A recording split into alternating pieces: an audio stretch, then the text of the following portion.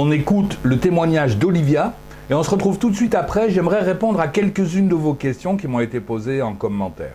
À tout de suite. 14h-16h, Brigitte Lahaie, Sud Radio. Alors Jean-Charles Bouchon va conclure avec Olivia, qui est mariée depuis de nombreuses années et avec un mari alcoolique. Hein. C'est bien ça, Olivia? Oui, bonjour Brigitte, bonjour Jean-Charles. Bonjour Olivia. Oui, bonjour. Oui, c'est complètement ça. Eh bien, voilà une violence invisible. C'est une violence très visible. Oui et non. Non? Enfin, Non, oui. Moi, je dirais qu'elle est visible, oui, mais c'est extrêmement difficile.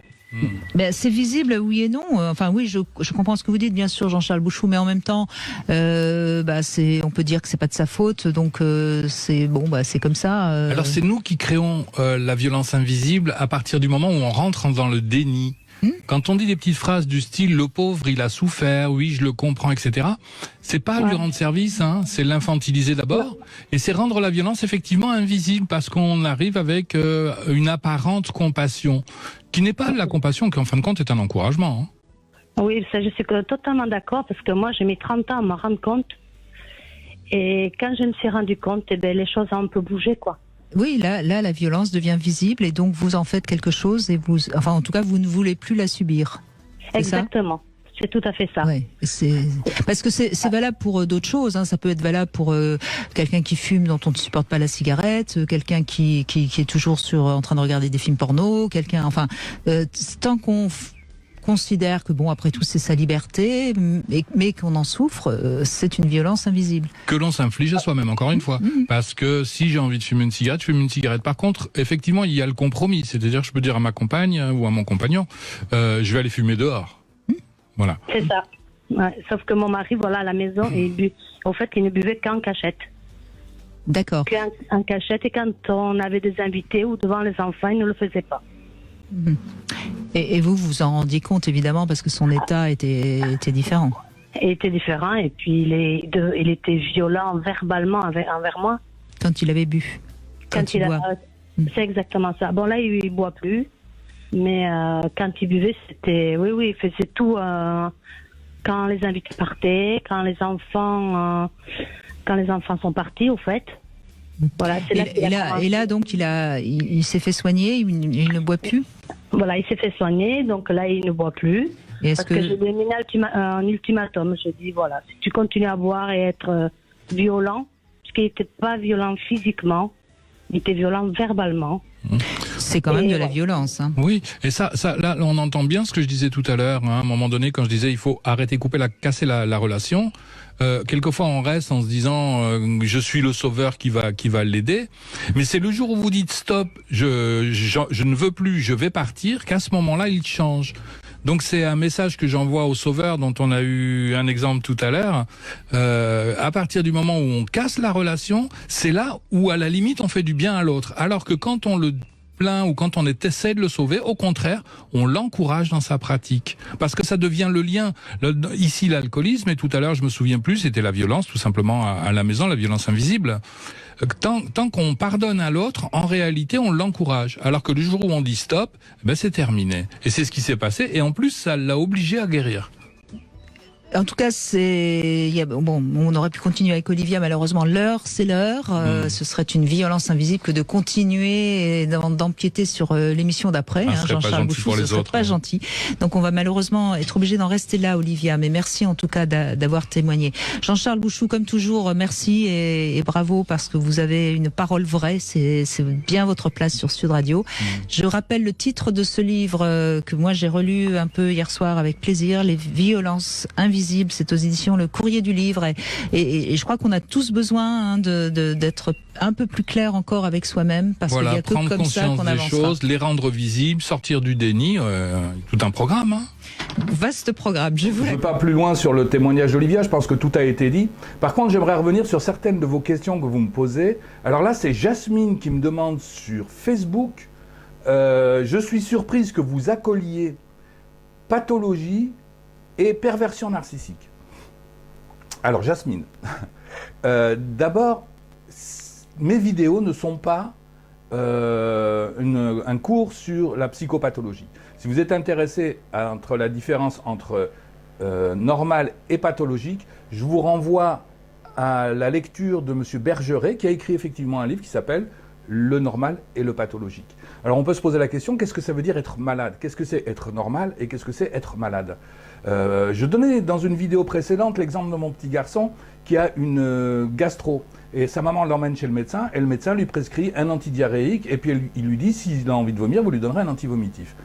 J'expliquais à ce moment-là qu'à mon avis, le corps détecte la toxine et pousse l'individu à vomir ou à avoir une diarrhée pour éliminer la toxine.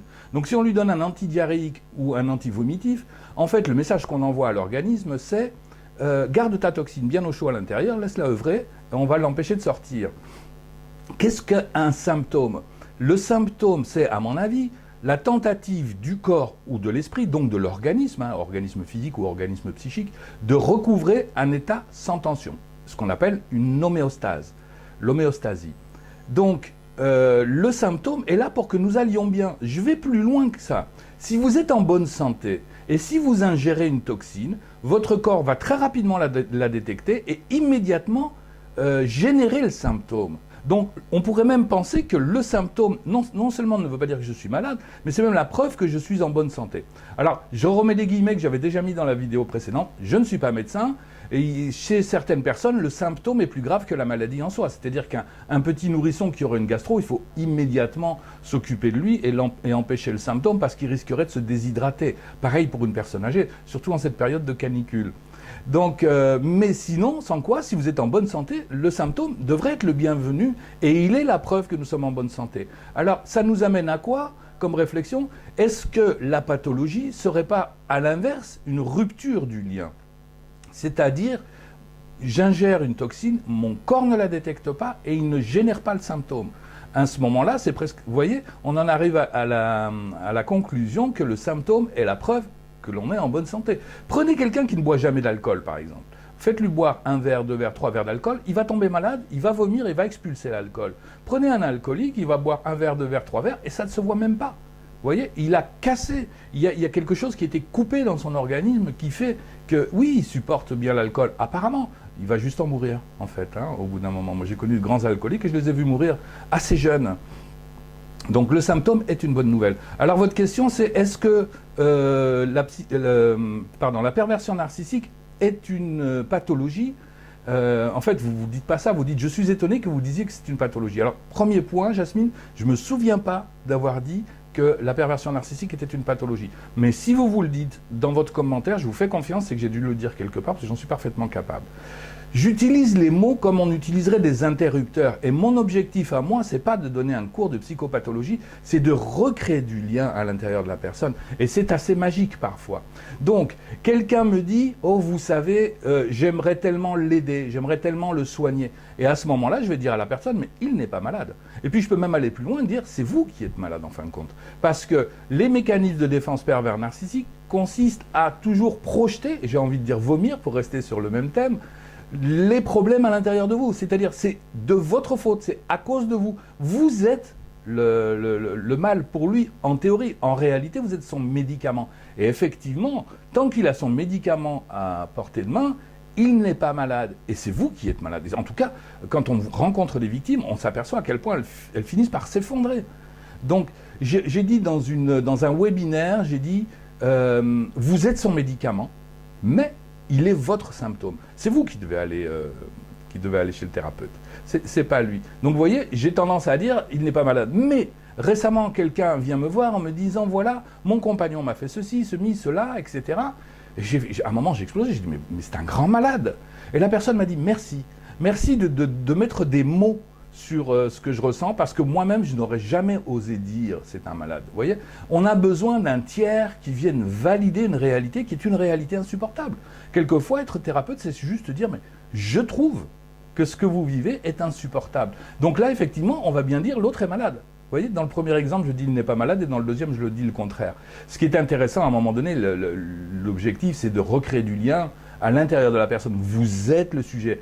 Réécoutez mes vidéos, je le dis tout le temps, vous êtes le sujet, ce n'est pas l'autre. Vous, comment vous réagissez, vous, comment est-ce que vous pourriez faire pour aller mieux.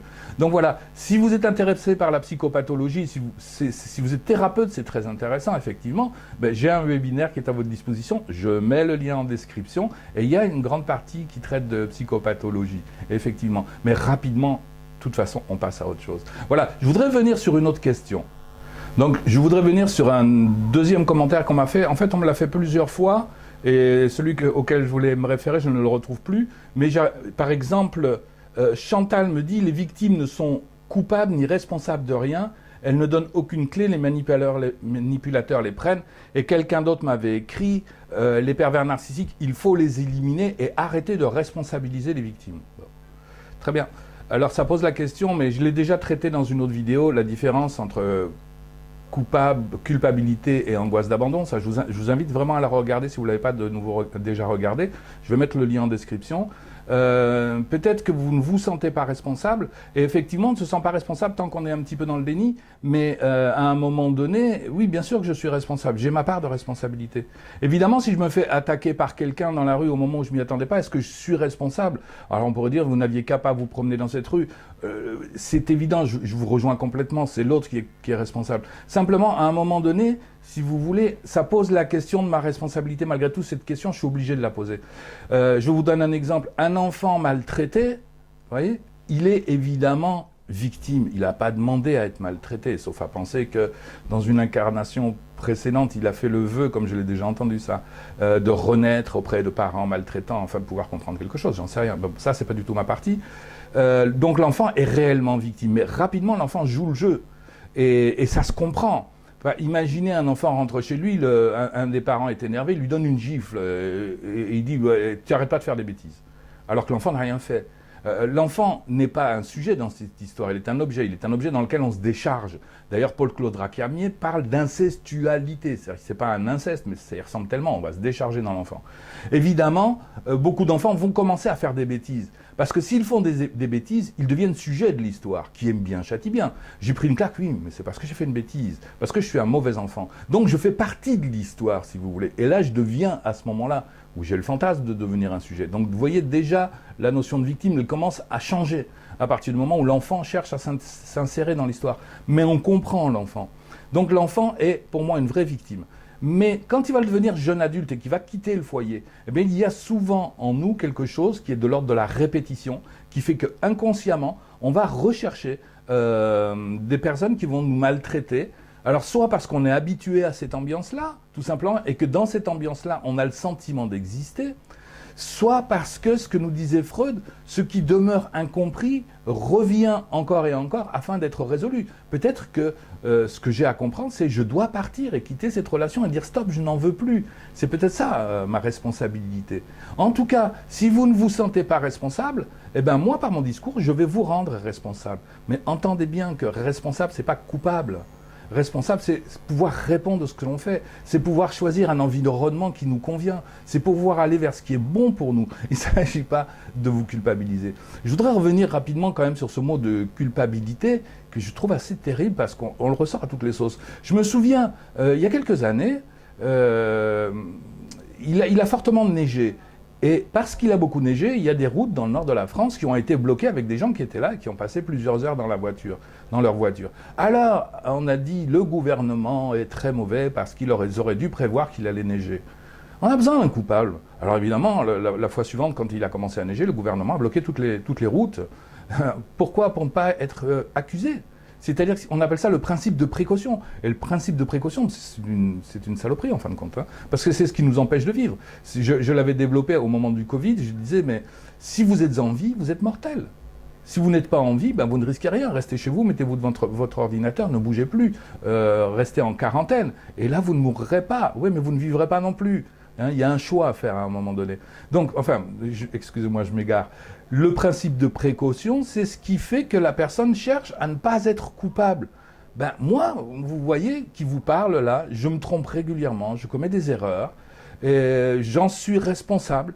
j'en suis pas vraiment coupable. Enfin, je n'ai encore jamais tué personne, je vous rassure. Donc, la notion de culpabilité n'a rien à faire là. Mais quand je me trompe, je l'ai dit dans une autre vidéo, ben, je vais trouver la personne auprès de qui j'ai commis une erreur, voire même une faute, et je lui demande pardon. Et puis, j'essaie de me racheter, de corriger. Puis, une fois que c'est fait, c'est terminé, quoi. Ça suffit. Donc, je vous souhaite d'être responsable, en tout cas. On ne l'est pas parfois, parce qu'on est dans le déni, parce qu'on ne voit pas, ben si on est responsable, mais on ne sait pas qu'on est responsable, avec moi, vous allez prendre conscience de votre responsabilité. C'est ça mon objectif. Et puis, une fois que vous avez pris conscience de votre responsabilité, vous essayez de changer, et vous essayez de changer pour aller vers un mieux. Alors, ce serait dommage de passer à côté. Et on n'élimine pas les autres. C'est pas en éliminant les autres qu'on arrive à s'en sortir, c'est en trouvant un bon chemin pour soi. Et je vous promets qu'il en existe et qu'il en existe beaucoup. D'ailleurs, dans une vidéo précédente, j'ai déjà commencé à faire la promotion de ma prochaine chaîne que j'ai déjà créée, mais sur laquelle il n'y a absolument aucun contenu. On travaillera plutôt sur se tourner vers la vie. C'est-à-dire que sur cette chaîne-ci, on continuera de parler des mécanismes de défense pervers narcissique. Et sur l'autre chaîne, on travaillera différemment, où j'oserais donner notamment des choses qui me concernent. Je parlerai un peu plus de moi que sur cette chaîne-ci, je parle pratiquement jamais de moi. Enfin voilà. Écoutez, je vous souhaite une bonne continuation. N'hésitez pas à me poser des questions. Vous pouvez même, si vous le souhaitez, m'envoyer une petite vidéo. Et à partir de cette petite vidéo, je pourrais, pourquoi pas, vous apporter une réponse sur YouTube. Voilà, je vous dis à bientôt. Au revoir.